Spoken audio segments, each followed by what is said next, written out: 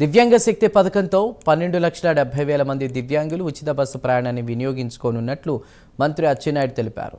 శ్రీకాకుళం జిల్లా రాజోల్లో దివ్యాంగ శక్తి పథకాన్ని జెండా ఊపి ప్రారంభించారు. ఈ కార్యక్రమంలో జిల్లా కలెక్టర్ స్వప్నిల్ దినకర్ పున్కర్, ఎమ్మెల్యే గొండు శంకర్ హాజరయ్యారు. అనంతరం రాగోల్ నుండి శ్రీకాకుళం వరకు కూడా ఆర్టీసీ బస్సులో ప్రయాణిస్తూ దివ్యాంగులతో మంత్రి మాట్లాడి వారి సమస్యలు అడిగి తెలుసుకున్నారు.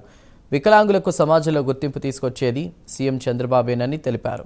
ఎన్నికల్లో ఇచ్చిన హామీలనే కాకుండా ప్రభుత్వ పథకాలను అమలు చేస్తున్నట్లు స్పష్టం చేశారు మంత్రి అచ్చెన్నాయుడు. సూపర్ 6 అని చెప్పాము. అన్ని కార్యక్రమాలు ఈ 21 మాసాల్లో అమలు చేసిన విషయం ప్రతి ఒక్కరికి కూడా తెలుసు. ఎన్నికల్లో ఇచ్చినటువంటి హామీలే కాదు, ఇవ్వనటువంటి హామీలు, ప్రజలకు ఉపయోగపడినటువంటి హామీలు చాలా వరకు నెరవేరుస్తున్న విషయం కూడా మీ అందరికీ తెలుసు. ఈరోజు ముఖ్యమంత్రి గారి ఆధ్వర్యంలో దివ్యాంగ శక్తి అనే ఒక కార్యక్రమానికి శ్రీకారం చుట్టాం.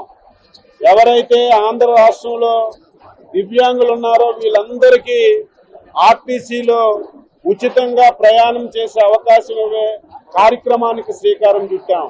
ఇది ఎలక్షన్లో ఎప్పుడు హామీ ఇవ్వలేదు, మేనిఫెస్టోలో పెట్టలేదు. డిసెంబర్ 3వ తారీఖున ముఖ్యమంత్రి గారు దివ్యాంగుల దినోత్సవంలో పాల్గొనేటప్పుడు ఈ ఆలోచన వచ్చింది. ఈరోజు మహిళలకి స్త్రీశక్తి కింద ఉచిత బస్సు ప్రయాణం ఇచ్చాం. సూపర్ డూపర్ హిట్ అయింది.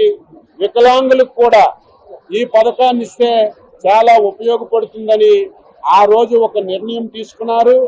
నిర్ణయం తీసుకున్నప్పటి నుంచి అనునిత్యం పర్యవేక్షించి 3 మాసాల్లో ఈరోజు ఈ పథకానికి శ్రీకారం చుట్టడం ప్రజల పక్షాన ముఖ్యమంత్రికి, ఎన్డీఏ ప్రభుత్వానికి ఉన్నటువంటి చిత్తశుద్ధికి ఇది నిదర్శనం అని చెప్పి తెలియజేస్తున్నాను.